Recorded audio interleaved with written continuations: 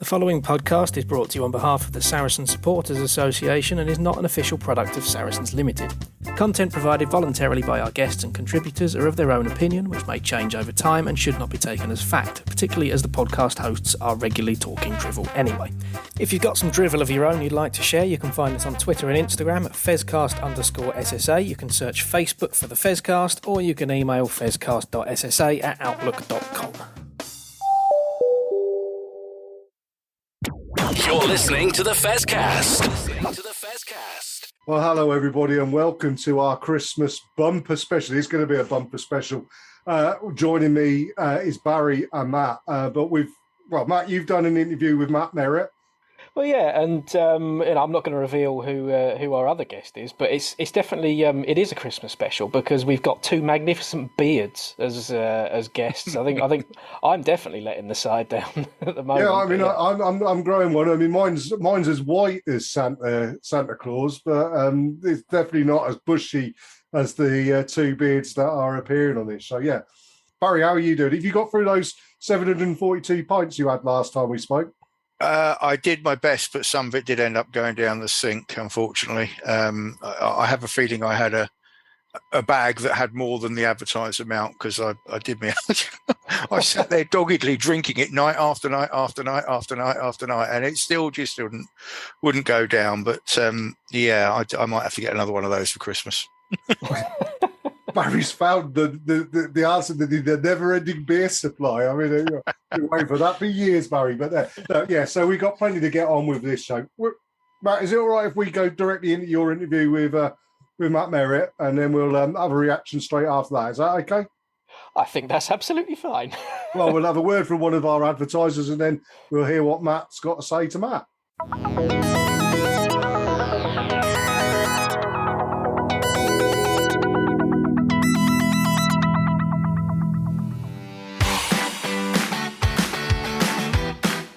You're listening to the Fezcast, which is proudly sponsored by the Saracen Supporters Association, and I'm Alison Davis, one of the SSA committee.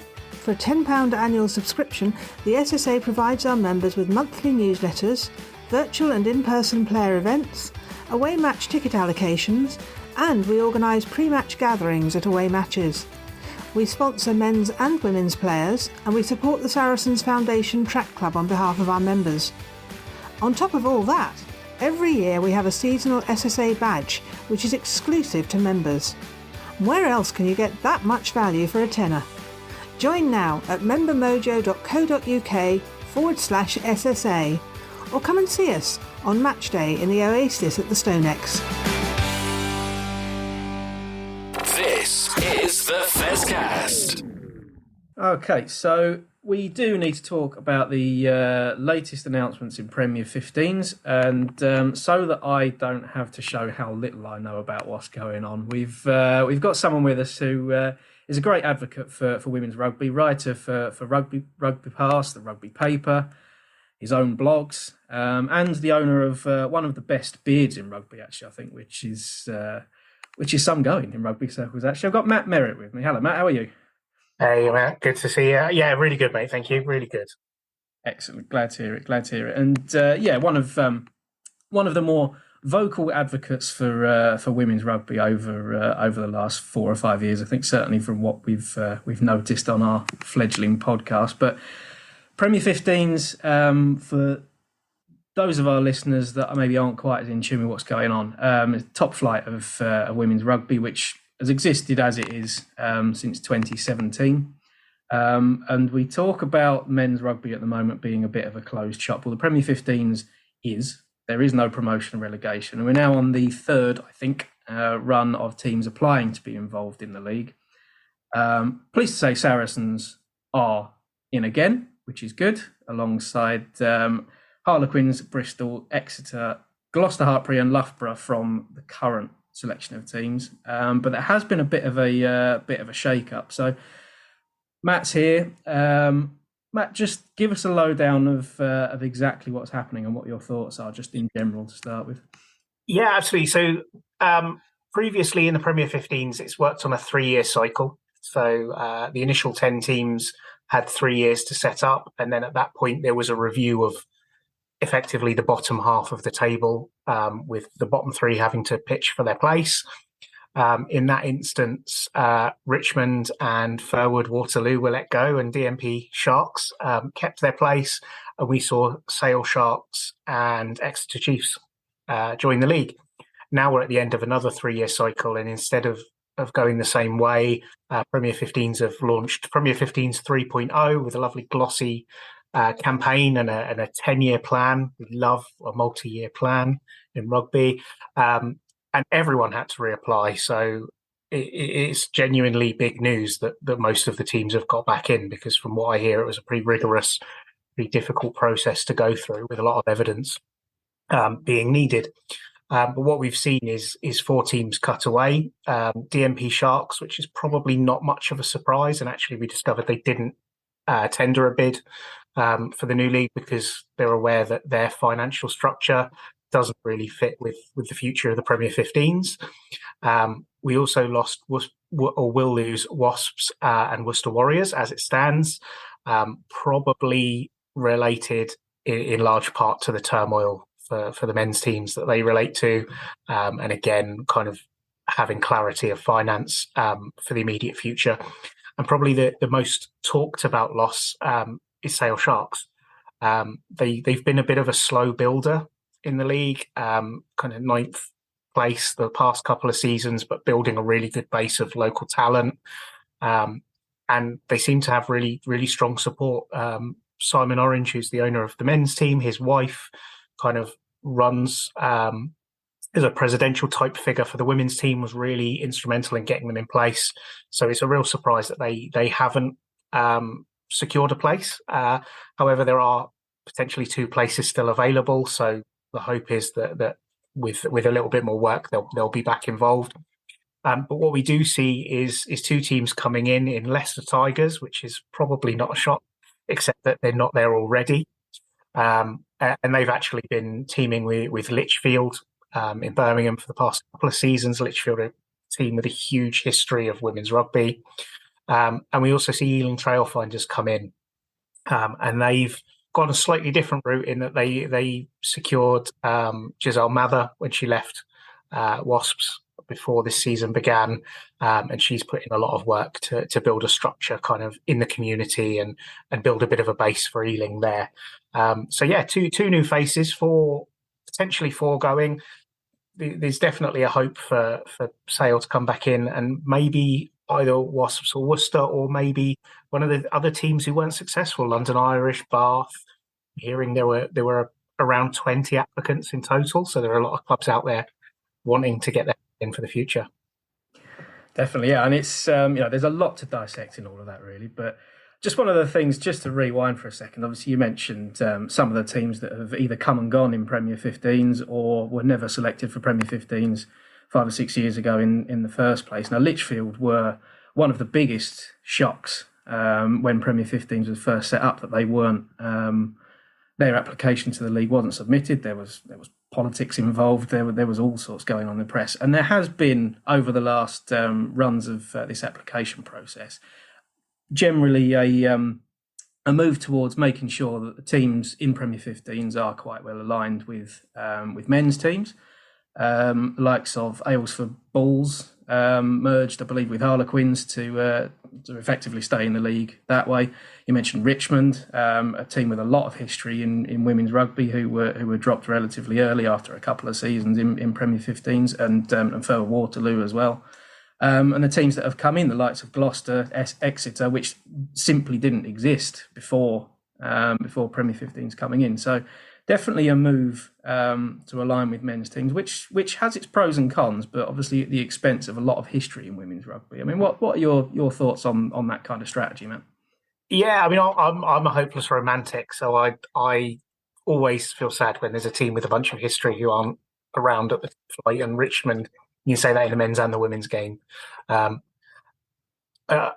one point of view, it just probably financially makes sense to partner with a men's team. The facilities are already in place at a top end level. In many cases, there's also a stadium that's available, and kind of a financial plan there. But there's something of a charm in going to the smaller clubs. I love Richmond Athletic Ground. For my sins, I love Twyford Avenue. It's by no stretch of the imagination a modern facility, but there is a bit of a charm to it. Something about leaning on the white posts and watching rugby, which is a bit like jumpers for goalposts. But yeah, I love it. I mean, I'd love to see some championship clubs get more involved, because they probably bridge the gap a little bit. Someone like a Bedford Blues, who have had a women's team for some years and done some good work. And again, they have that kind of, there's a charm about Bedford, but at the same time, there's some decent facilities there as well. So hopefully that's the path to the future, is kind of, yes, you have these alliances with men's teams and they work really well, but don't force it to be kind of the be all and end all. I think there's a happy medium to be found. No, I definitely agree with you. Yeah. And I must admit, the one to come on to is the partnership between Loughborough and Northampton, which I don't know, seems almost tenuous in a way. They're maybe not quite as geographically aligned as they could be, and Loughborough itself is we see from Loughborough students as a men's team holding their own in the national leagues, that it's an area with a very, very good history in rugby. And I'm being slightly controversial, but it almost feels like Northampton have partnered with them because they don't necessarily want to put the effort into setting up their own team from the ground up. And it is a relatively convenient partnership for them. And Loughborough is the one team that's left that isn't affiliated with a top flight men's team. So I don't know. Maybe I'm being a bit harsh, Matt, but well, I mean, if I was a sceptical person, I might think, well, Loughborough and Leicester would have made more sense. But yeah. Loughborough Lightning have an identity, and I would imagine that when Leicester Tigers decide to put a women's team out, it's going to come out in green, red, and white stripes with a tiger badge on it, and Lightning don't want to move away from the kind of pink and purple. So yeah, for Northampton, I do think it's a bit of a, you know what, this team is independently running itself, but we can chuck on a couple of double headers here and there. A few quid extra on tickets, maybe encourage a bit of a different audience in. I'm hoping it does build over time, but like you say, they're not exactly close neighbours, so it doesn't make a lot of sense in the longer term. Yeah, no, we'll see what happens. Obviously, like you say, it could go a few different ways. And similarly with the partnership with Leicester and Lichfield. I mean, Lichfield being one of the big names in women's rugby, but Leicester Tigers being the biggest club in the country on the men's side. It's the identity between those two will be quite interesting as well. But we'll have to see how it develops over the next couple of years. But let's move on to the present. And I mean, you mentioned the four teams that haven't been selected for this run at this point, and pretty well covered as well. I think I definitely agree with you that. Let's start with DMP, with the side in Darlington. I mean, they very well publicised that they had to crowdfund just to exist this year, and fair play to everyone involved with that. They've worked so hard to be part of the league this season. Looking at it on paper, I mean, the last few years of results have been poor. There's no other way of putting it. But there's a lot that's worked against them over the last few years. So a hell of a lot of sympathy with everything that they've gone through that's ultimately coming to them having to drop out of the league, really. But I mean, what are your thoughts, Matt, on just how things have gone for them for the last 2 or 3 years? And you know, is there more to it than losing 100-0 every week? Yeah, I mean, every team that plays DMP, they'll tell you afterwards it's a tough game. And I have no doubt that it is. Like, if you can keep going after taking some of those losses, you've got to have a pretty thick skin. You've got to be willing to get stuck in. But things have never worked for them. When I've spoken to members of the team previously, they kind of get by on a shoestring. Their catchment area is massive, so if they come and play Saracens, the amount of drop-offs on the trip home, everywhere from kind of the middle of Yorkshire right up to Durham, because their player base is so huge. So players are doing kind of 2-3 hour round trips twice a week to train. A lot of their base is students, so they get players who start to play well. And then those players are students, so they graduate and they come down to the south to get jobs. Most recently, Lauren Hawley, who was one of their shining lights last season in a typically tough DMP season, and is now playing for Harlequins, and she's got a GB7's contract. So yeah, you'd love to see a team like that flourish, but realistically, they don't have the base of support. Probably the hope was that they'd kind of be absorbed into a Newcastle Falcons team, but it doesn't seem like Newcastle had a lot of interest in getting involved this time around after not getting in last time in favour of keeping DMP. Yeah, I mean, well, and we talk about the distance between Loughborough and Northampton. Well, actually, for us Southern softies who don't actually realise how far apart Newcastle and Darlington are. I mean, it'd be like Northampton partnering with Saracens probably, but yeah, it's there's a lot that works against them, and I think in future we probably do hope that DMP continue at a level that makes sense for them, and obviously we want to see Newcastle involved in some way.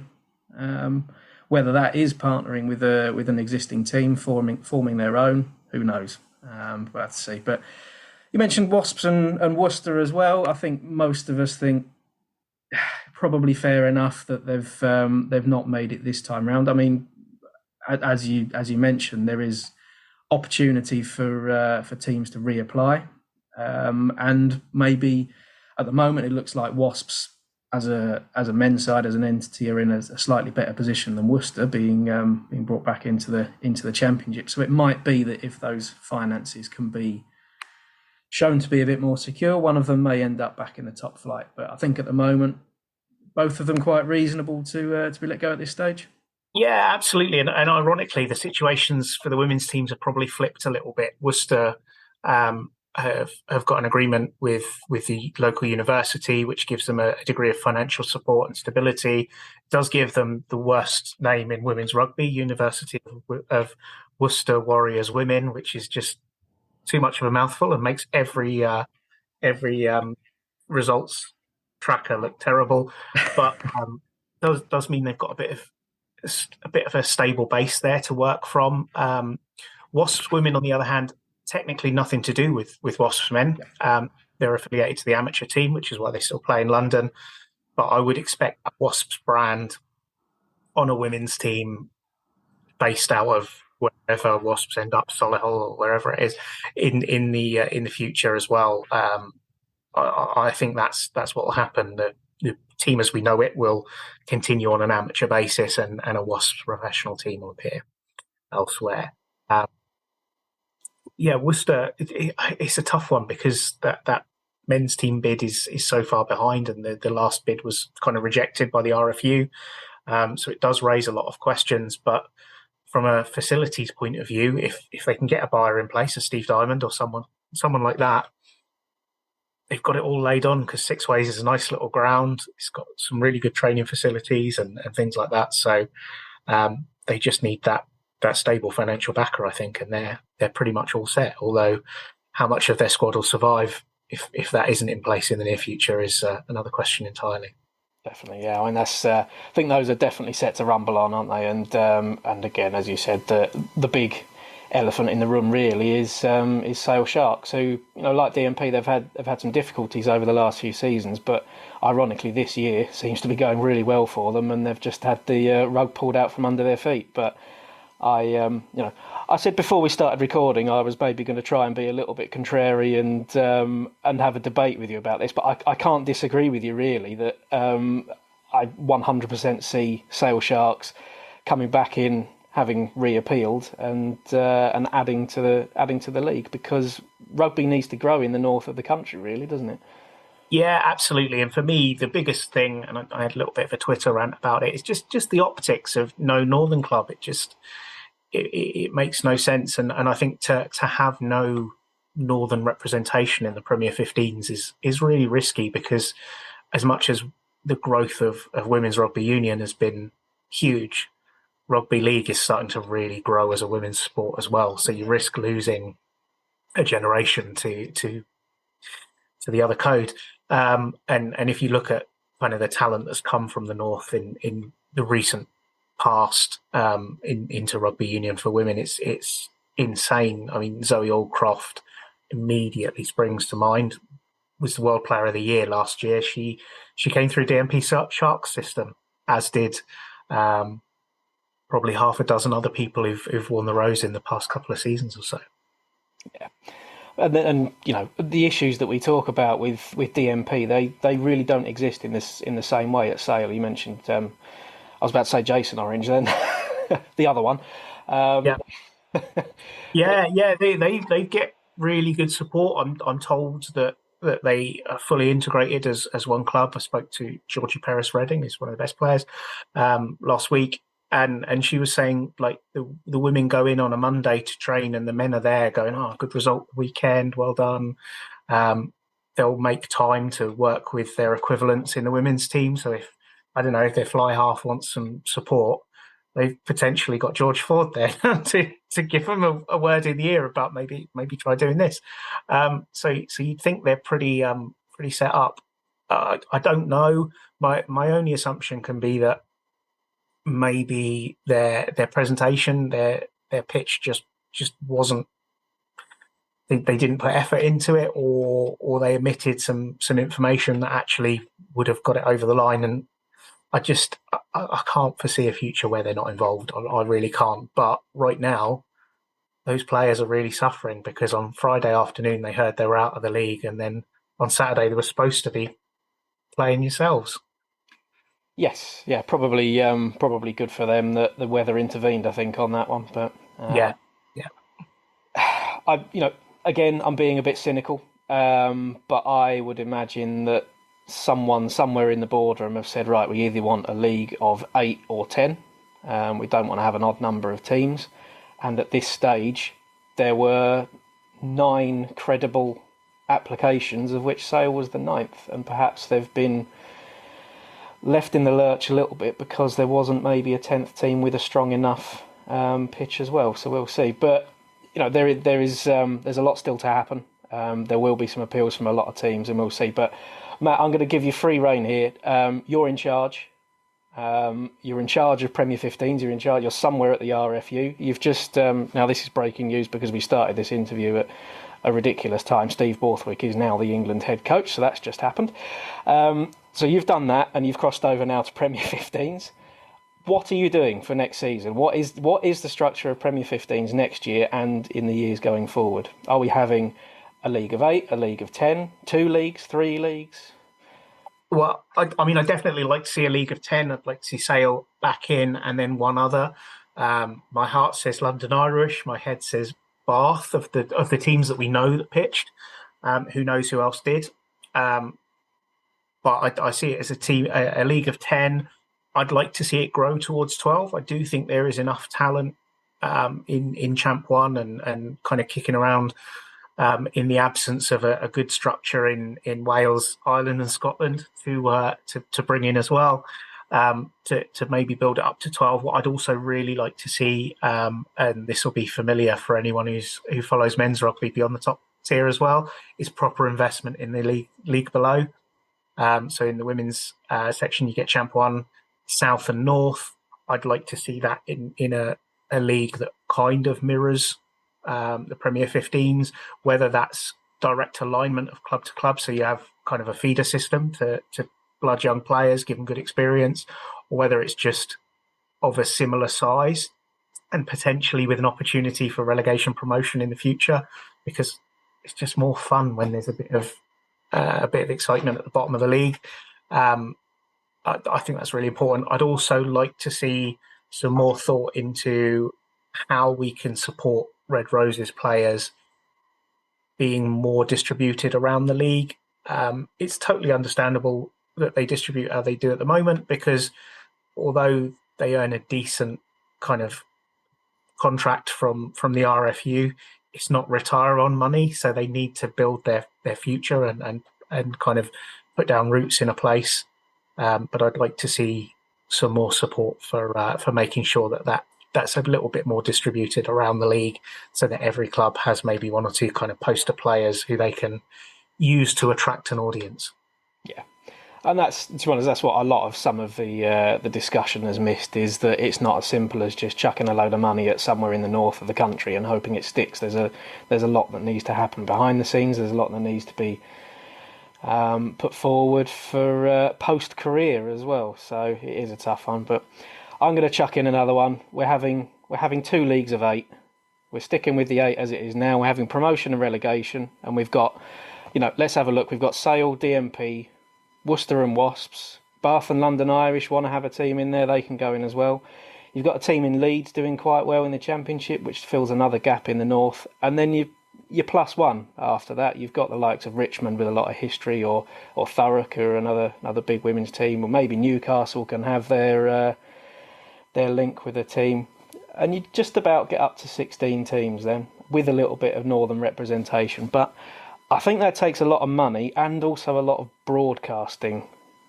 Someone needs to take a punt on making the game more visible beyond the very, very top tier. And it's all well and good me sitting here as a Saracens fan when the TV cameras come to the Stonex, and the women's team are playing in the same ground as the men's team. All the posters around have got Owen Farrell standing next to Zoe Harrison.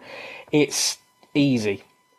It's not quite there yet, beyond about 3 or 4 teams in the top flight, is it? Yeah, absolutely. I mean, Loughborough and Gloucester play some cracking rugby, but they play it on university pitches, which isn't the most attractive thing to see. Yeah, Gloucester Hartpury are going to turn up at Kingsholm a bit more, and Loughborough have got a deal with Saints, so they'll turn up a couple of times a season at Franklin's Gardens. But we need to see. It doesn't need to be stadiums, to my mind, but we need to see what feels like a proper sports ground, and whether that's kind of a Championship club type ground with one nice stand and some people standing around, which is not far away from Kingston Park, to be fair, either. I don't think that's a bad thing, but it needs to look better. And actually, the quality of the broadcasts that we already get need to be a bit better for me as well. The presentation isn't bad, but I've not watched a single stream on iPlayer where the sound hasn't dropped out at some point over the time it's been done. So there's just some gaps that need to be filled in to make it feel like a properly professional broadcast, I think. Actually, I think the people front of camera are doing a good job. We get good commentators. We get increasingly really, really good kind of presenters, and they're getting a lot better at variety of ex-players or current players who aren't in a playing squad for the weekend, who come along and kind of talk about the games as well. So let's service that properly with a quality broadcast from a technical point of view as well. Absolutely, yeah. And it means this is a good thing, by the way. There's less and less room for people like me to be involved in stuff, or actually getting into the professional realms of broadcasting, which is great. And actually, some of the Premier 15's coverage, I think, pre and post match has been absolutely brilliant with some of the heads that have got involved. So I'm glad you mentioned that as well. Yeah, and actually, I think it makes what the likes of yourselves are doing all the more important, because the broader audience you reach with your broadcast product, the shallower the content becomes. So if you're a big rugby fan, like anyone listening to this is, if you're listening to a rugby podcast, you're a big rugby fan. So you probably get sick of hearing the same things every time on BT Sport. And you think, I know this, why are you telling me this? But it's because they're always pitching to the guy who's tuning in for the first time, or the guy who watches 2 or 3 times a year. But that's where podcasts and literary media and things like that come in to dive into the detail and to have the conversations that us absolute nerds about the sport want to have. So actually, it creates opportunities at every level for me as well. That's fair play, and now you've boosted my ego as well. That's probably a really good time for us to sign off. But yeah, thank you very much, Matt. It's good to talk to someone who's got much better knowledge of the history of what's been going on than I do. And so everyone, just make sure you check out a lot of Matt's content he puts out, both on Twitter and via RugbyPass and other outlets, because it is certainly, if you want to learn more about what's going on in the women's game, it's a very good port of call. Thank you very much. No problem at all. Well, Matt, thank you very much. And hopefully we will speak to you again at some point soon with our brand new 10-team, 15-team, 20-team league in the next few seasons. Sure, I'll see you at the Stone X at some point. Cheers, Matt. Thank you very much. Cheers.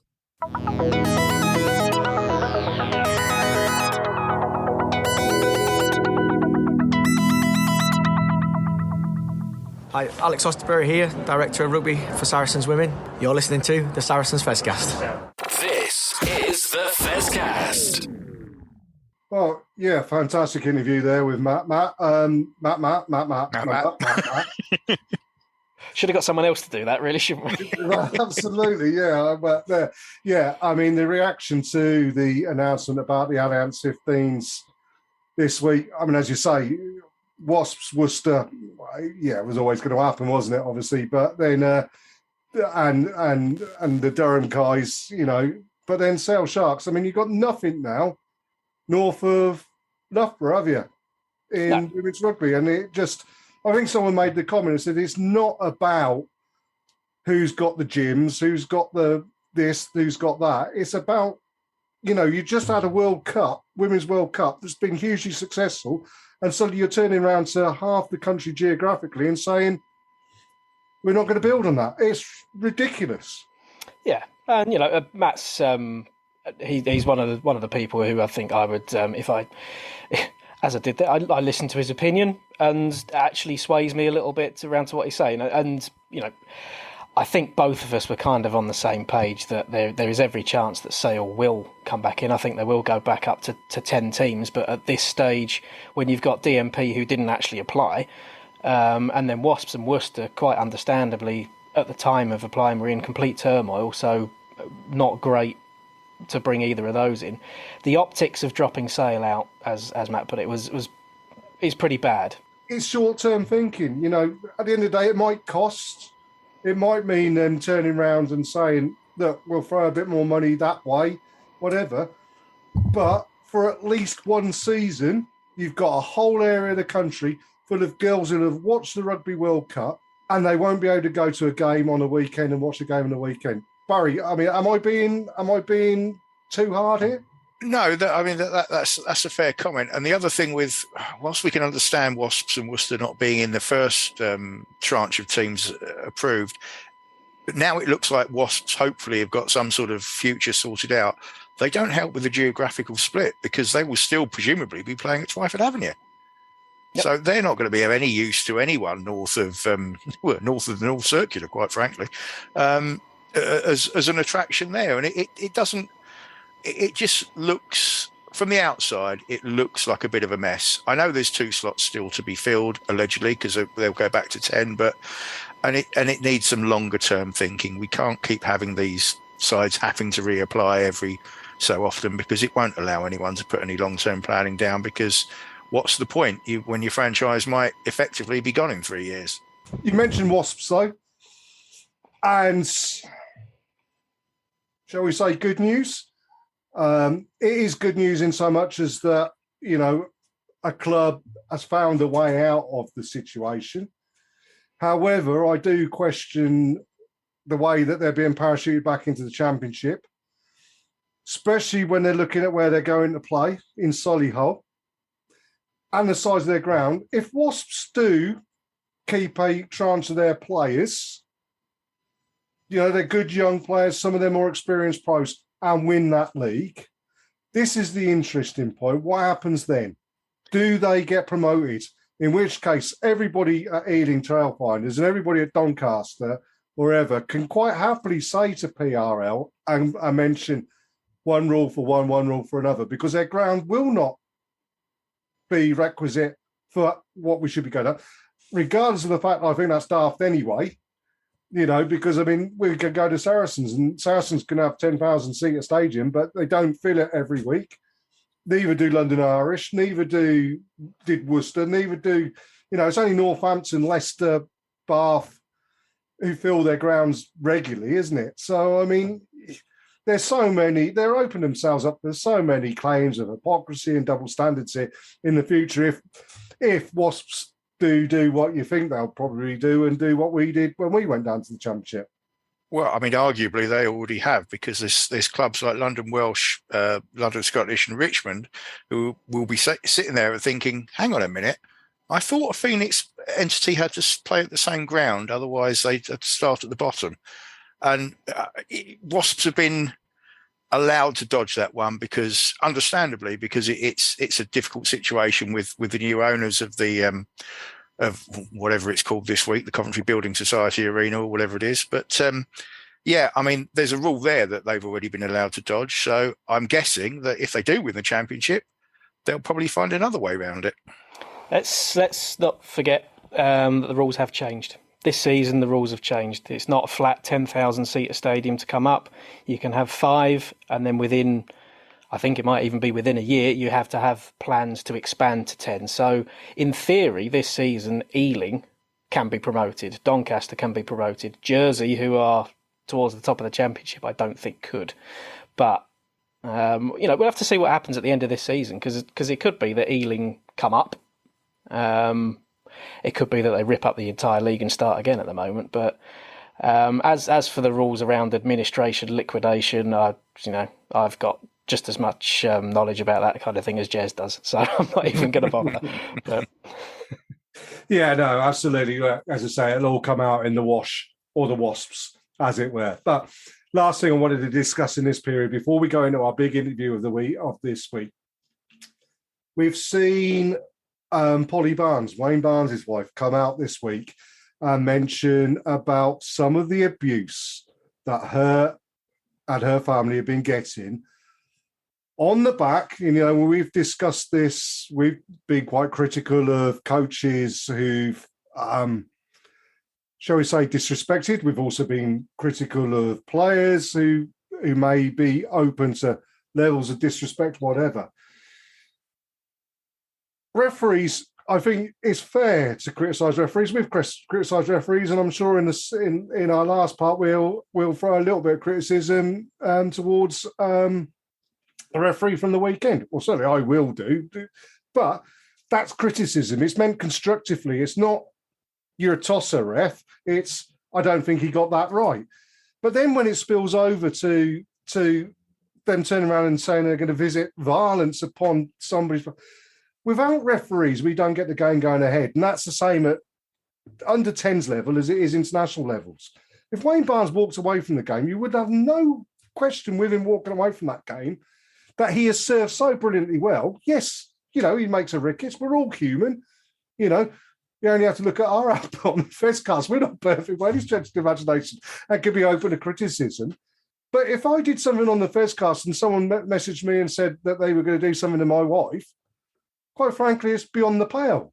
And rugby comes out and gives it all of this Billy Big Balls about, that we're a super game, we're better than football at this, we're better than football at that, and we have respect and everything like that.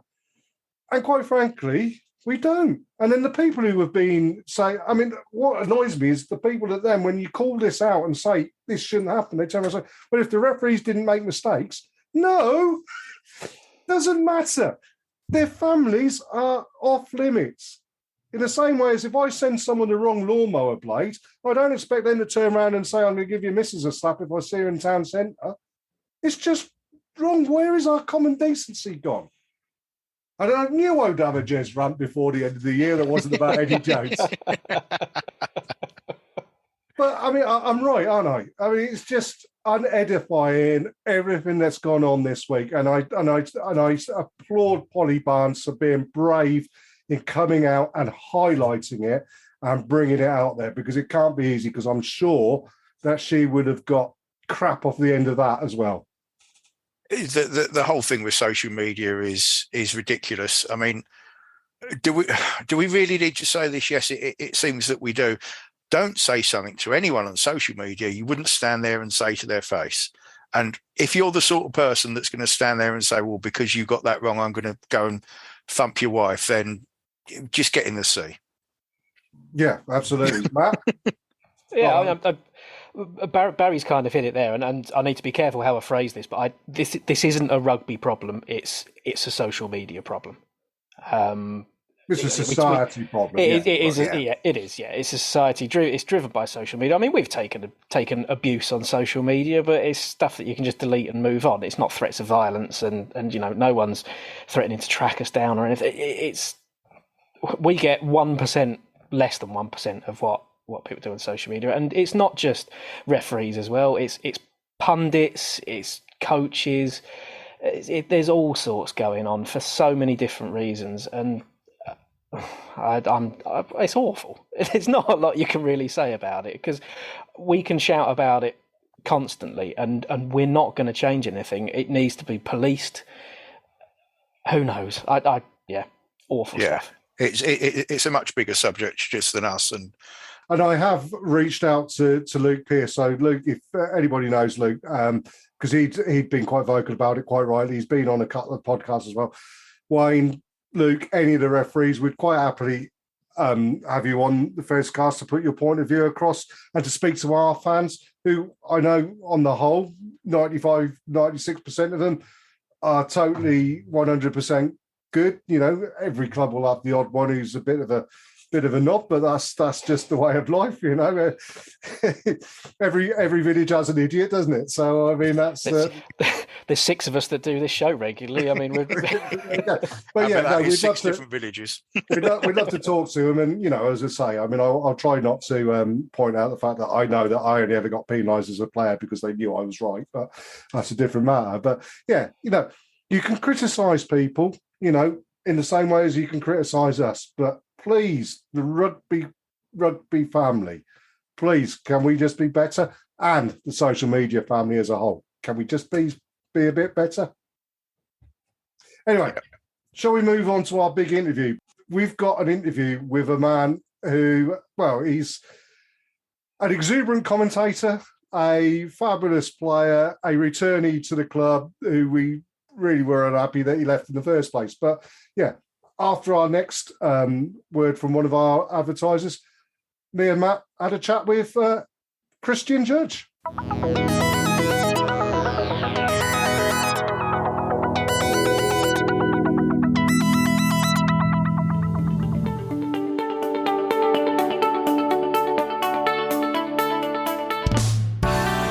Hi guys, I'm Alex Linton and I'm a proud Looseheads ambassador. I'm Sydney Gregson and I'm a Looseheads ambassador.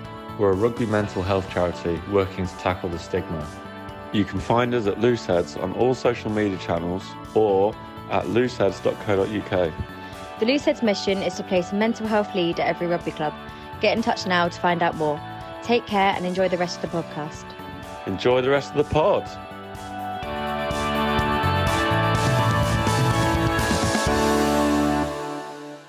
This is the Fezcast. Well, welcome to the big interview on this Christmas special of the Fezcast. And, obviously we wanted a character with a big bushy beard, although our guest here hasn't got the white beard, but we've got a big bushy beard for us anyway. Yes, please, everybody in the Fezcast, can I ask you all to be upstanding and rise for the judge? Christian Judge has joined us. How are you doing, Christian? All right? Yeah, I'm really good, thank you. What an introduction that is as well, by the way. I'm good, thank you, mate. I'm good. The beard is particularly bushy at the moment, actually. I need to go for a little bit of a trim at some point this week. But getting into the Christmas spirit, shall we say. Well, absolutely. I mean, obviously, Saracen's kids' party or something. You're there, number one for the Saracen Santa role, aren't you? But other than that, I mean, as I say, thanks for joining us, Christian. First things first, how are things with you? How's the health? How's injuries? Yeah, no, I'm good, thank you. I'm good. Body wise, can't really complain too much. I'm sort of. I wouldn't call myself old, but I am sort of like, after several years of, being a professional, you start to get a little bit older. The body sort of does tend to carry sort of aches and pains, all the rest of it. So a few little bits like that, but otherwise I can't complain. I'm feeling good. Ready to go, really. So I haven't really been involved as much recently as I'd like, but whenever that sort of opportunity comes around, I'm ready to go. So yeah, I can't complain. Well, we'll discuss that a bit later on, because obviously with what happened on the weekend in the Lyon game, in particular with Alec, that tight head position, there's going to be an opportunity there, I would imagine. But we'll discuss a bit further on. Before that, off the field, the reason we asked for you is because we really enjoyed your commentary work that you did on the Tel Aviv Heat game, and in particular, but I mean, you've mentioned that you're getting on in years in terms of a professional rugby player. You're probably not as old as me.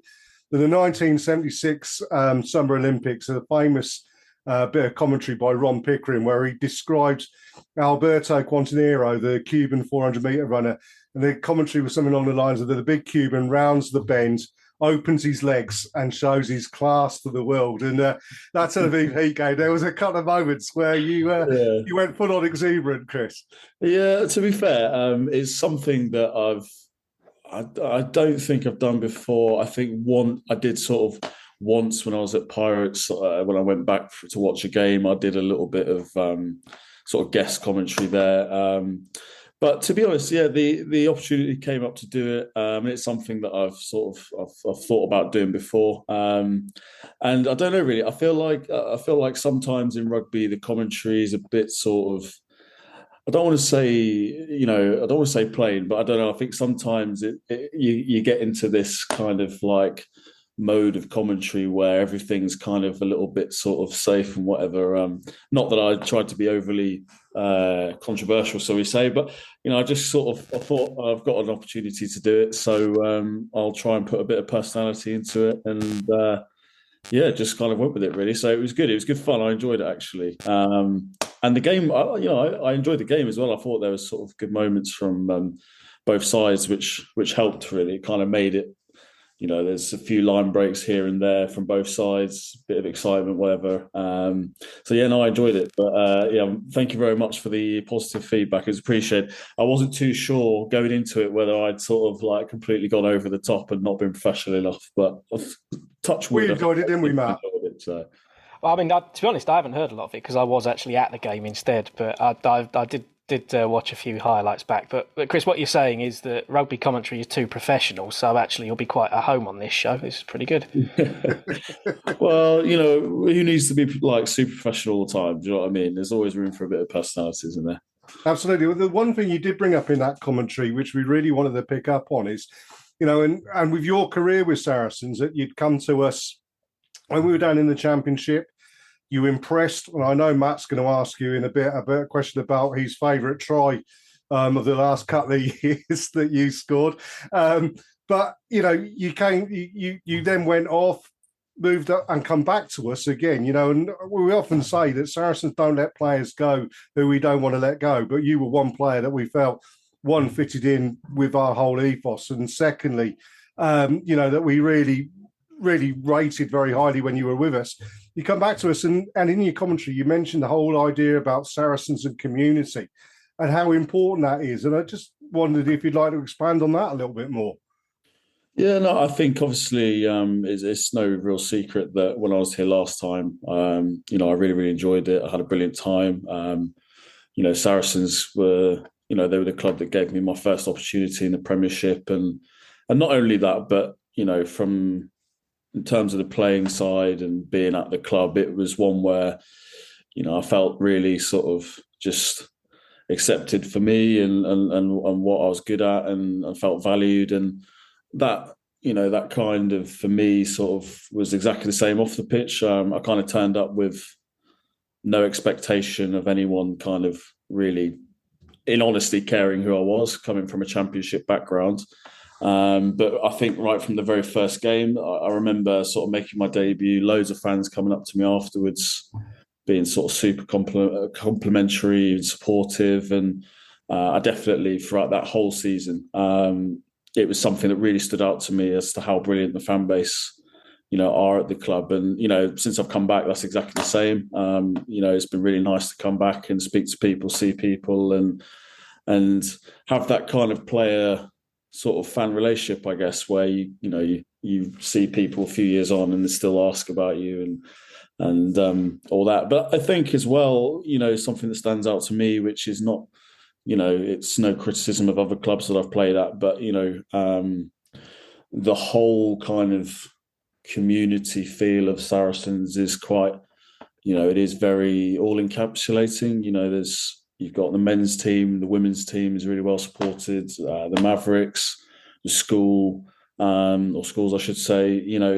That's very unique. There's definitely no other clubs in the Premiership that have gone as far as, looking into education and what they can do in the community. And, that to me is something that stands out as very special. It's not every day you walk into a club that has that kind of want to really, be part of the community and, a big family at the end of the day. So, it's definitely a very special place to play. And obviously, coming back a second time, I'm incredibly grateful for the opportunity. So, well, we're glad to see you back. And I know Matt's particularly glad. And I mentioned it earlier on. And perhaps, Matt, you can describe that moment that, is etched upon your minds that you want to talk about. Bit of a silly one, I suppose. But yeah, my 2018, 2019 season, I remember being a particularly odd one and a really funny one as well. One of my best Saracens moments is sitting right in front of Will Skelton, absolutely flattening Gareth Steenson against Exeter that year. But actually, I remember it was probably the start of our 4-year battle with injuries at tight head. I mean, I think, Chris, you came in at a time when Vinnie Cock was about the only fit tight head we had in the squad, and you've sort of all of a sudden gone from playing in the Championship, playing a few Prem Cup games for us, and then suddenly you're thrust into a Champions Cup match against, I think, Cardiff. And I just happened to be sat 5 or 6 rows back in the south stand when the ball's passed to you, and somehow there's just 10 metres of open space between you and the try line. And I will never forget the look on your face when you realised you've got a clear run into the line. I've never seen someone so happy just to be playing rugby and to be passed the ball. I just had to mention it. But, to be fair, like you say, when I first came to the club, so I originally came on what was, people always say, a 3-week loan. It was kind of meant to be a 2-month loan, but the intention was to come up as a bit of cover and kind of see how I got on. You're right. I think the week before I turned up, Chippy had a knee injury. I think TT was also struggling at the time. So yeah, you're right. I absolutely just got thrust in the deep end, which was amazing for me. But yeah, no, the Cardiff game is a funny one really, because and actually, as a fun fact, I've not scored a try since then, which is quite disappointing. But maybe hopefully there's a bit of magic in the pipeline sometime this year. But it's funny actually, because on the very few occasions that I've actually scored a try, I've just had a funny feeling on the day that there's a bit of a magic feeling in the air, whatever you're going to want to call it. And I happened to wake up that day and I thought, I don't know, there's just something in the air today. And then Goody actually came up to me before the game, which is super bizarre, and was like, I think you're going to score a try today. And he was laughing and joking, but I was like, so do I. So then actually get onto the pitch, I think it was Nick Tompkins who passed me the ball, and then just have this completely clear running. It never ever happens to me in a game. Usually any time I'm carrying, there's a brick wall in front of me, or there's 5 guys ready to absolutely snap you in half. So to have that clear running was brilliant. And I actually remember scoring, I think I must have skidded about 2 yards over the line because I didn't want to mess up dropping the ball. It was definitely, it was a try scored. It looked like a try scored by a man that doesn't know how to score a try. No, exactly. I wasn't taking any chances. I was like, right, just make sure you get the ball down. And I just sort of stood up and I was laughing. I was just laughing because I saw all the guys running at me. And there's a few pictures, I think, somewhere where, it's like me. It's zoomed in on me on the big screen. You can just see me laughing my head off. So, that's a special memory for me, actually. But like I say, I haven't scored since then. So I need some kind of magic again. To be fair, I've not had that feeling for a long time in terms of try scoring. Well, you never know. It might be coming in. It might be your Christmas presents from Santa Claus. You never know. Crossed. It's my birthday soon as well, so you never know. Maybe a little birthday present or something. Right, indeed. Well, I mean, we mentioned the European competitions there with Cardiff and your try being scored there. We've just come through 2 weeks of Champions Cup action. Time to perhaps reflect on that first off, there's been quite a lot of sort of difference of opinions, isn't there, from various different people from different sides about how this is working and how easy it is to understand. Matt made the claim last week that it's quite easy to understand, but then again, he does spreadsheets and things like that. He's just done a dissertation for university and everything. I'm fair Kaz, and I just look at that going, well, if Saracens win their games, they're going to end up in some sort of latter part of the competition and see where it goes from there. But I mean, what's the feeling around players, how this new format's working, and the South African teams coming in and everything like that? I think I think for us as a club, obviously with the history of the club in Europe, especially in the last 10 years, we're massively excited by it, and it definitely feels like a massive privilege to be in the Champions Cup and play those games against opposition that you don't get to play. To be fair, I have seen a lot of criticisms online about the format, and to be honest, I don't know how much difference the format really makes, because it seemed like, without fully having sort of looked at the background, it seems to me like there's loads and loads of games on every weekend. So there's clearly more teams in the competition, especially with the South African teams. But previously you had groups anyway. So albeit visually it looks a bit different because there's kind of Pool A, Pool B, and you get matched up and whatever, and you get whoever you get. When you kind of boil it down, it's not that different. But obviously, the fact that there's so many more teams in it, one of the big criticisms over the weekend, obviously, was that some teams are sort of putting out weaker, perceived to be weaker teams, because of what they've got coming up in the domestic league or whatever. I'm not sure that's something that's really that different to what's gone in the past. There's always going to be teams that sort of prioritise domestic leagues over Europe and vice versa. So for us, like I say, it's a massively special competition, and it's a huge privilege to be in the Champions Cup, and I don't think that'll ever change. And in terms of the actual format, I think like anything, it probably just takes a bit of getting used to. People obviously, it is new, it is different. There's more teams, but when it gets down to those, final stages of the competition where, you're getting massive teams going against each other for places in quarters, semis and finals, I don't think anybody would be too upset by the quality of rugby, to be honest.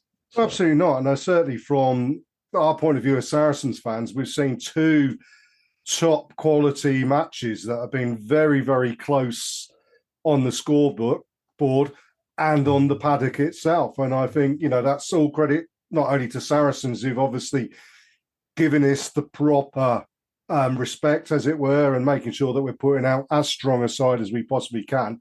And let's be honest about it, that side we put out on Saturday, certainly the starting 15, minus Maro Itoje, obviously, that's the 15 that you've been putting out week in, week out, with a couple of little tweaks here and there.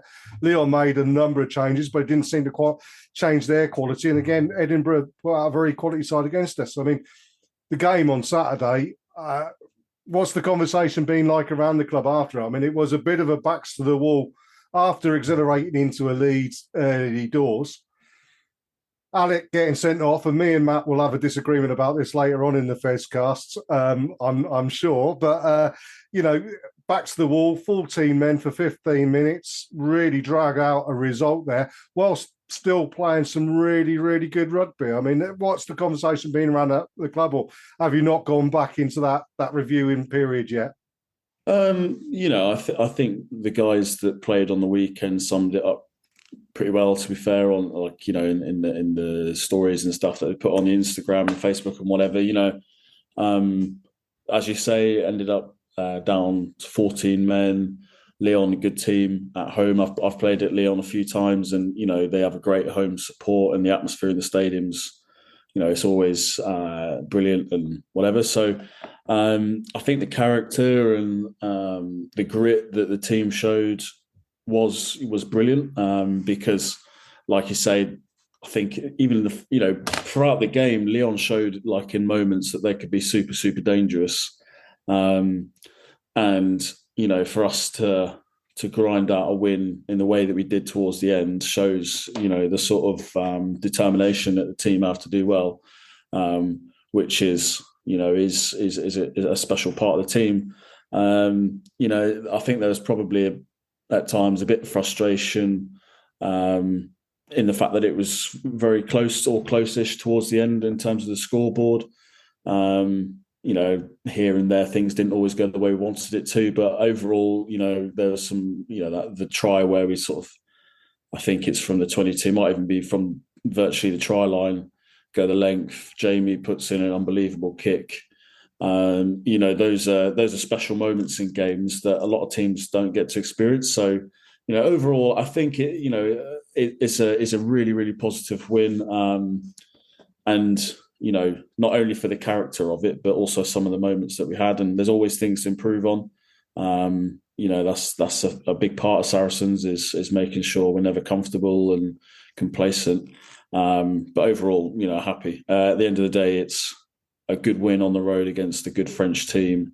And those don't come around every weekend. So, Well, absolutely not. And we did mention when we put the agenda through, you as a front row yourself, how do you feel about Jamie George letting down the front row reunion with his kicking skills there? Because me as a former back row, I might have mentioned this a couple of times. We've got that in our skill lock, and I'm sure Billy Villapola was looking at it thinking, well, I could have done that if I'd been in the right place at the right time. But yeah, it was an amazing break from Alex from his own 22. Jamie on hands, and then to put that kick in for Sean, that was, front row shouldn't do that sort of thing, should they? No, they shouldn't. He's really pushing this sort of skillful beast tagline at the moment. So I think he probably had that in the back of his head that he's like, right, I've got a chance here. I've got to make the most of it. But do you know what? If you can back it up, why not? Football's not the only beautiful game, as they call it. So, well, absolutely. I'm blaming Soccer AM for when he did top bins at Soccer AM, isn't it? They've been encouraging him knocked his head a little bit. You're right, but like you say, practice is obviously paying off. It's. Don't get me wrong. Would I do that in a game? Absolutely not. I think there's a few. There are a few front rowers out there that probably back themselves, but. Yeah, I definitely think Jamie's probably sort of put himself head and shoulders above the rest of us with that little play on the weekend. Well, of course, yeah, absolutely. But, you mentioned it in that little bit we've just done there. The season so far, 11 wins from 11 in the meaningful games. And I'm not saying the Tel Aviv Heat game's not a meaningful game, but it was, something extra friendly, whatever. But games where there are league points in whatever competition available, 11 from 11. Got to be happy, but obviously not overconfident. Not, it's still improvements to be made, I suppose. Yeah, I think the big thing is obviously we're in a brilliant position. Obviously, to have all those wins under our belt at this point is definitely what we'd want at the start of the season. So, yeah, we're definitely in a very positive position. I think, if you look back at some of those results, some of them were probably a lot closer than we would have liked. I think it's the Gloucester game at home where I think we won on Faz's kick. You look at the Saints game where we came back from quite a big deficit at one point.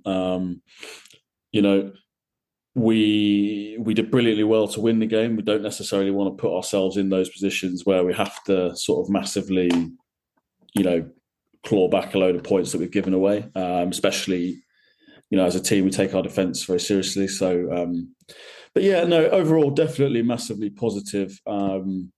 We worked very hard in pre-season. There's been quite a lot said about the fact that we're attacking a lot more. We worked very hard.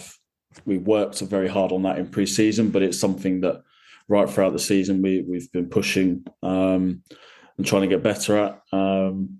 So, I think, and then you look at the last couple of weekends, the two really good wins in Europe, but still a few frustrations here and there with moments of games. So I'd say we're very happy, but sort of never complacent in the fact that, you have to play well to earn those wins. So we've done well, but like any team, we're always looking to improve and carry on. So I suppose the thing is, and we can move on now to the Christmas period and look forward to the games that are coming up. But the last point to make is that a number of players, Marrow, Owen, Nick Tompkins, have all been away, and Jamie George, McAvan, have all been away on international duty. And against Edinburgh, we said it was very much like two teams coming together and having to gel, which seemed a bit of a struggle. Against Lyon, that gelling seems to have happened a bit more. And now coming up end of this week, you've got London Irish, who have been a bit of a bogey team for us in recent seasons, it has to be said. But, they're not having a great season of it at the moment. They've just had to fly down to South Africa and back again and have a quick turnaround for a league match. Is the gelling coming together again of these players that have come back from England, who've had different coaching for 6 weeks, back into the Saracens style, back into the Saracens way of playing? Notice I'm not criticising Eddie Jones too much there, Matt. Doing my best. But, it obviously has been a challenge to get them back into that groove of what Saracens want to do. Is that a fair comment? Yeah, I think it's like anything. A lot of sport is, getting into the rhythm of things, and part of that is building that sort of natural chemistry that you have with each other. And, when you go through these periods where, everybody's playing together week in, week out, training together, you generally find that, you might start off, like you say, with a slightly less gel performance, but by the end of that period, everybody's, firing together, because it's just a natural thing of, sport. I think, you get used to different people and players and how they act and play and whatever. And, I think, if, where we talk about probably the Edinburgh game where things didn't quite gel, it's not through any lack of desire or anything like that. It's just, a team desperate to do well. And sometimes you probably force things when you don't need to, or whatever that may be. But it does take a bit of time. But, like you mentioned with London Irish, in terms of their position in the table and things, obviously not where they want to be, but, they're definitely a very dangerous team. They've scored some brilliant tries over the last few years. Like you mentioned, sort of a bit of a bogey team at times for Sarries. So nobody's going into this game sort of underestimating their threat and how good they can be. Because I think like the Premiership as a whole, as has been seen the last few years, it's like anybody can win on their day. And you can't just rest on your laurels and think because you've done well so far, it's guaranteed. So, they've had a bit of a challenging schedule, like you say, with the game in South Africa and whatever, but, we'll be fully prepared for them at their best. And, I'm sure it'll be a great game. Indeed. Well, I mean, obviously that game's, was it Friday evening, isn't it? Yeah. So, I'll be finishing work early, have a couple of beers and get myself settled in and watch it on the telly or on YouTube or wherever it is. But then there's a turnaround. Following weekend, you got Chiefs at at StoneX, the return fixture there. What's the week like for you over Christmas? Are you in training on Christmas Day? Have you got Christmas Day off? And then if you've got Christmas Day off, are you allowed turkey trimmings, plum pudding, and a few Guinnesses, or is it very much the energy drinks and you're looking enviously at the rest of the family tucking into the bed? I think it depends. So this year, obviously we're going, like you say, we've got Irish Friday and then we've got Chiefs on New Year's Eve. So I'm not sure if New Year's Eve is. I think it's the Saturday. I think it's the Saturday. So it's a slightly longer turnaround. So thankfully this year we've got Christmas Day and I've actually got Christmas Eve, Christmas Day, Boxing Day off, which is quite rare. I'm from Cornwall, obviously, it's no secret. So I'll be going back home probably I don't know, either after the game or Saturday. I'm not too sure at the moment. But yeah, I'll be shooting back down to Cornwall and then coming back on Boxing Day. So it's definitely one of those where if you've got a bit of time, you can definitely sort of relax a little bit. Christmas Day, it's once a year, do you know what I mean? So you got to enjoy the time with your family and all the rest of it. But like last year, for example, we actually played when I was at Worcester, we played Sarries on Boxing Day. So that was completely different. It's like, Christmas dinner, yeah, lovely, enjoy it. But otherwise, you prepare like a normal game, to be honest with you. So this year will be it'll be a little bit more relaxed. No energy drinks for me, thankfully, on Christmas Day. But yeah, it's. I guess that's life of a rugby player. Some years you get the opportunity to sort of kick your feet back a little bit, and then other years it's like straight business. I think last year I drove I drove down to Cornwall, Christmas Eve. I drove back to Worcester on Christmas Day evening, and then Boxing Day morning we drove to Sarries and back on the day. So it was like non-stop for 3 days. Right. Up and down. The M5 not measurable at the best of times, is it? But no, thankfully I was lucky on those couple of days. It wasn't too bad, but yeah, I've been sat in traffic on that motorway for hours in the past. So yeah. I lived in Bristol for a little while. And I remember that M4, M5 Almonds junction. Bristol's the worst. I don't really understand it either, because you drive past Bristol, there's like bumper to bumper traffic. And then you get through it and there's nothing on the road. There's no crash or anything. And you're just like, why is everyone driving so slowly? But I'm sure there's a traffic expert it's all the horses and carts on the motorway. Yeah, there must be something going on, because there's no need for it. But yeah. Anyway, Christian, thank you ever so much for chatting. Now, we do have to finish this off a little bit of fun, because Barry, one of our co-hosts on the Fezcast, has pointed out that if anybody follows you on Twitter, they'll know that you are a huge fan of The Chase on the telly, which I completely understand. I mean, you're general knowledge kind of. So I would say, when I was really on my game with The Chase, I was watching it every single day, probably when I got home from training. So I'm one of these people that, like, when I'm doing something a lot regularly, I'm pretty good at telly information. So general knowledge I'm not too bad at. However, at the moment I'm probably sort of like once or twice a week. So I need to up my game with my general knowledge. Well, indeed. Well, I mean, I'm a person who's I did Sports Mastermind with Des Lynham on the telly a few years ago. So it's not as easy as everybody thinks it is. No, it's not. I mean, if Saracens were on the show, if the Chase were to do a Saracens special, and I think we need to have a word with the club, because we could get Bradley Walsh involved and get this done and everything. But if Saracens were on the show, Barry would like to know of your colleagues, players, coaches, whoever, who would definitely go high, who would absolutely need to go low, and even if they said they were going to go high, you'd go look at them and go, no, you ain't got the knowledge, and who would want to be the chaser. And I'm thinking that potentially you could be a chaser there yourself. You have the beast, you have the judge. The judge is a chaser. I mean, I'm calling that one out there now. But yeah, I mean, the judge as a chaser definitely has a sort of ring to it, doesn't it? Absolutely. I'd have to earn those stripes, so I'm nowhere near that. That's actually a very, very good question. There is a bit of a sort of quiz team actually within the club. So I think I don't know where they go for their quiz, but they usually do a pub quiz at least once a week, I think. So, in terms of a few of those players, got Hugh Tizard, he likes his general knowledge. Right.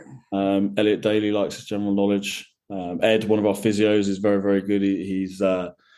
He's very up to date with most things, actually. So I would say I feel like Elliot would go high. I feel like if he had a good offer on the table, he'd take it.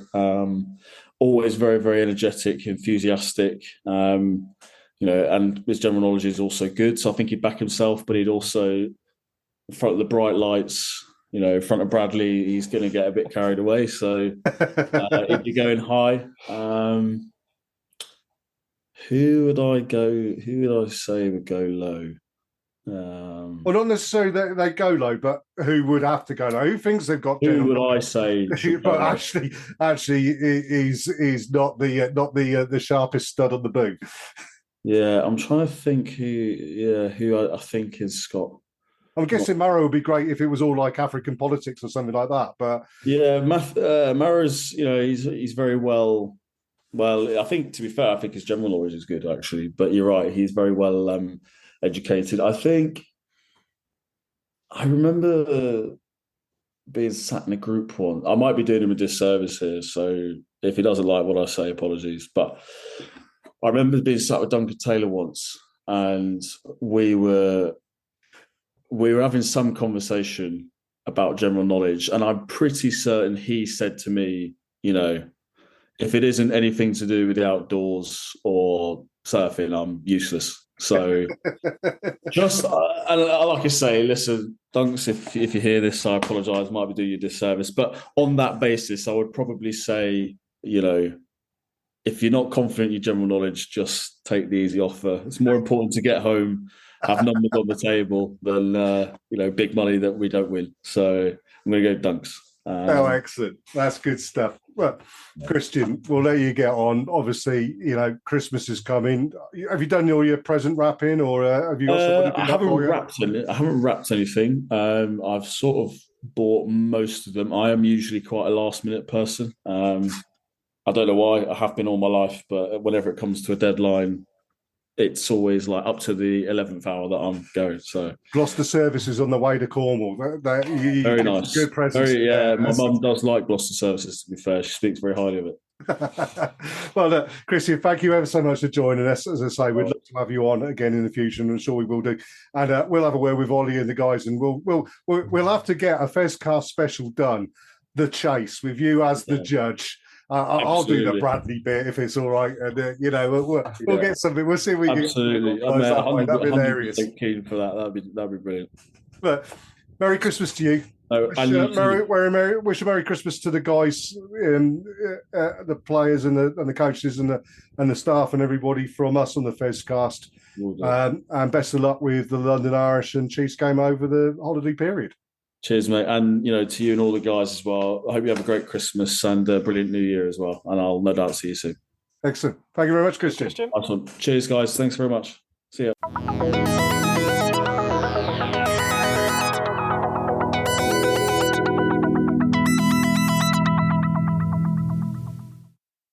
Well, yeah, a lovely interview there with Christian, the judge. We'll get on. We'll get the Saracens Chase special done, Matt. I reckon that's going to be spot on. That is excellent stuff there. We'll get that one going. But yeah, and I suppose we'll have to have a reaction to the Lyon.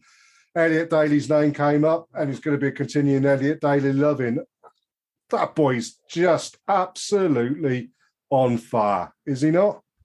Elliot, well, yeah, I mean, he's in absolutely the form of his life, and this has got to be. I mean, obviously, we only saw him fleetingly when he was with Wasps, but this has got to be his best season ever, and he is just. I reckon he could give it a go at prop if he really wanted to, because he's just seems to everything he touches turns to gold. Yeah, I mean, 100%, and. His defence is great. His awareness is great. His kicking skills are amazing. He is just playing some all-round brilliant rugby. And I mean, he's a man who's reacted to Eddie Jones dropping him from the England squad fantastically well and has really stepped up. And in fact, we talk about Ben Earl should be in the England squad. Elliot Daly is someone who should be in that England squad. And I think, we'll discuss in a minute the new coach and who he'll pick for the Six Nations. I think Elliot will be in line there for a call-up. Theo McFarlane had a big game as well. I know the week before he'd had a bit of a quiet one. I think that was a lot to do, like we mentioned with Christian, about players coming back from international duty and having to meld in. But again, he's throwing those one-handed basketball-style takes and then pops down one-handed. Amazing. But it was the two line-outs he nicked when we'd gone down to 14 men that were just out of this world. I do think that Theo actually was the difference between victory and defeat in that game. I really do. And I've made no bones about it. I've been a little bit critical of him when he does have an off day. He really has an off day. He's barely on the pitch at all. But that might be because we've seen so many world-class games from him. He's sort of a lot more conspicuous when he's not playing like that. But yeah, and yeah, he had a very, very good day at the weekend. He did. I think he's got a skill set that, as I said before, like Jonah Lomu did, like certain players do, he's got a skill set that no other player's got at the moment. And then when you put that together with a growing understanding of the game and a growing understanding of his role within the team, within his pack, whatever, it's exceptional stuff. Now, the one thing we do have to talk about is the red card.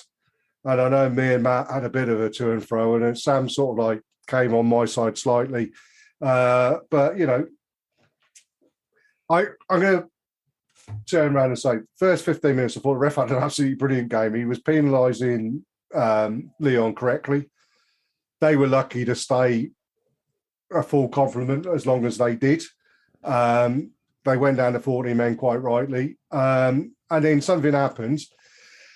The red cards was given, I feel, because he was put under undue influence. And I think if Callum Hunter-Hill hadn't been injured, I don't think Alec would have been pulled for it, because they weren't going to look at it until the French TV director showed 72,000 replays of it, which, considering there was a tip tackle where a player was taking over the horizontal that we saw live, and everybody who saw it live went, woof, that's a red.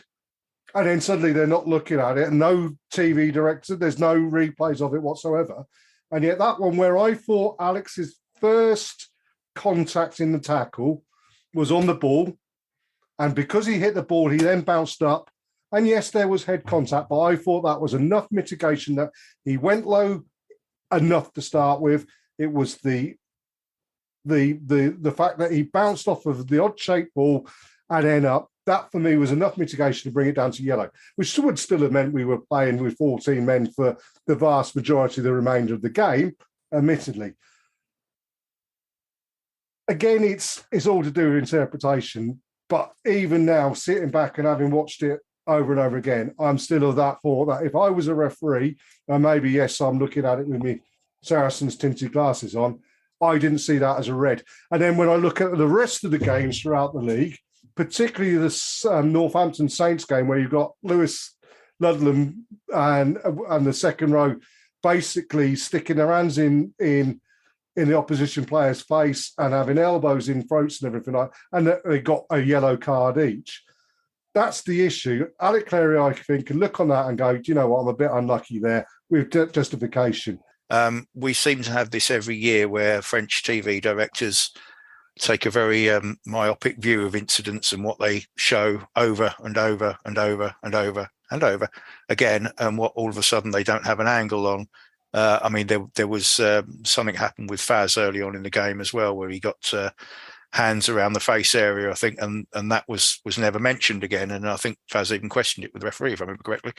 The Alec Clary one, you can see it going both ways. You can make a case for both. It is, the interpretation seems to be that if you've got the ball, you get away with almost anything, and if there's any head contact, then the referees will start at that red, and it's whether they can see any mitigation or not in this case. So, a great result. And looking forward to Irish away, which we will deal with last. But before that, first things first, there's a bit of silly season going on and everything, but we've mentioned Jamie and Elliot. First things first, brilliant work from Saracens media team with the video out on social medias of Jamie and Elliot re-signing. I thought that was absolute genius. And we know that Claremont have been sniffing around Jamie, and nobody would mind too much if he had gone, because he's been a great servant. But I think the pull of staying with his mates and whatever has just been too much for him. And I think you could offer him treble what he's on now, quadruple what he's on now, and I still think that he would stay with Saracens. He's there for the end of his career, isn't he? Could be. I'm just gonna point out that I've not had a chance to tell Jez he's completely wrong about the red card, but there we go. We'll move on. Stonewall red, mate. I'm sorry, but we'll let everyone else come back to us on Twitter about it. But he's hit him in the head with a leading shoulder. Anyway, Jamie George, fantastic servant to the club, fantastic kick through. Skillful beast is now the catchphrase of the season, and we got to talk about rugby media at the moment, because I tended to be started by Bristol, I think, but there's certainly this season there's been a lot better engagement on social media from rugby clubs, and I'm glad we've got involved in that as well, putting a bit of a production together about two guys signing new contracts, and there's some big players who need to sign a contract this season, so I hope things like that carry on. But yeah, a great bit of work with the team and with Jamie and Elliot putting that together, and yeah, I'm really glad that he's stuck around. I did actually think at one point that if we did lose Jamie George this season, as did I think looked fairly likely at one point, we've maybe got a few players that would be able to step up. We've been talking about Theo Dan a lot this year as being the next cab off the rank, and let's not forget that we've got the likes of Wollstonecroft, Pifoletti, who have performed really well as well. But yeah, I'm glad Jamie's sticking around. Elliot Daly, we've been talking about all season, so again, fantastic that we've got him for a bit longer. But yeah, brilliant, really, especially from the media team. The other thing we need to point out is the worst kept secret in international rugby. Steve Borthwick's got the job at England's, which does mean that Wiggy is stepping up as head coach at Leicester Tigers. So yet another bit of Saracens DNA implementing itself throughout the league. But yeah, Borthwick's good fit for England coach. I think he was a leading candidate. I think it was important we went with an England coach. I think he's got a free pass to the next Rugby World Cup, after which he's got a 5-year contract to the next World Cup. We'll see what he can do. Be interested to see what his first squad is. And we talked about Jamie George being tapped up by Clermont, potentially, and not going. I think we are expecting quite possibly that, one, there may be a couple of players at Saracens whose England careers may end under Borthwick, and if so, there's nothing stopping them. They're guys at the end of their career. I'm looking at a couple of brothers in particular, perhaps, who may well think it's the right time to earn some euros, and if they do, they do, and I can't blame them, to be perfectly honest with you. No, it's a short career, and the money that's on offer. I mean, they were talking about the Lyon on the weekend. They've got a 30 million euro budget. That's ridiculous amounts of money, and apparently they've got 3 or 4 squads. I mean, it was some comment I saw on social media about them not taking the game against us seriously and changing X number of players. Well, they do that every week, I'm told. They literally rotate their players in and out on huge scales because they have such a big squad. They can afford to, they can actually do it. Well, it's a good move for welfare, really, isn't it? Oh, yeah. You've got to look at it that way round. But yeah, I think, again, something that we've talked about a little bit on the show over the last year or so. We're coming up to a big fundamental shift in the squad at Saracens, and whether some players leave and move elsewhere or whether it's players retiring, I think, we've got a lot of our big name players who are, I don't want to say that they're getting on a bit, because they're actually pretty much the same age as me, but it's they're getting on a bit then. They are, yeah. It's my 30th coming up, and I'm trying to think. There's a few players around it that I'll be sharing a birthday with, but it's there's a few people you wouldn't grudge them a move elsewhere. A bit of turnover in the squad. The salary cap at our end has got to come down, because at the end of the day, the money isn't there in English rugby at the moment, and the French sides they can do what they can do. It's fair enough. On Borthwick, I think once Eddie Jones had been let go, I think probably the only person really you'd want in charge. I think I am one of those people. I want an English coach in charge of England. I think the international side should be the best of a country as much as possible. So absolutely behind that. Having thought about it since our last show, I grudgingly would have said I'd actually have come out and said, right, Eddie is the coach until this World Cup, but that is it, and Steve Borthwick is taking over afterwards, and having that clear succession plan. Because given the amount we talk about, the fact that there's no money, they've had to spend a fair bit of it to get rid of Eddie and bring in Borthwick, which I don't know that I'm particularly happy about, given some of the other things that are going on in rugby. But now it's done. I think it is the right move once you had to bring someone in. Absolutely. No. The last thing is bit of silly season news. cruck.co.uk. I do laugh at them somewhat, but apparently Alan Wynne-Jones is on his way to Saracens or Bath or Exeter Chiefs. Well, for me personally, if he does come to the club, obviously we'll support him. But I mean, he's 907 years old. He's looking for a payday. We've already discussed that perhaps, we're not going to be our cloth will need to be cut. And Bath, who seem to be able to spend money like it's going out of fashion, they're welcome to him as far as I'm concerned. Well, I mean, he's so old. He's nearly as old as me. Never mind Matt. But I assume if he does join us, that Chris Jack will be partnering him in lock, and we're going for a veterans team. I don't know. maybe so. Gentlemen, thank you ever so much for your time, and to everybody out there in Fezcast land, thank you for listening in to us. Big games over the Christmas period. Irish on Friday night. If you're there, wrap up warm, enjoy yourselves, be safe, get back on everything.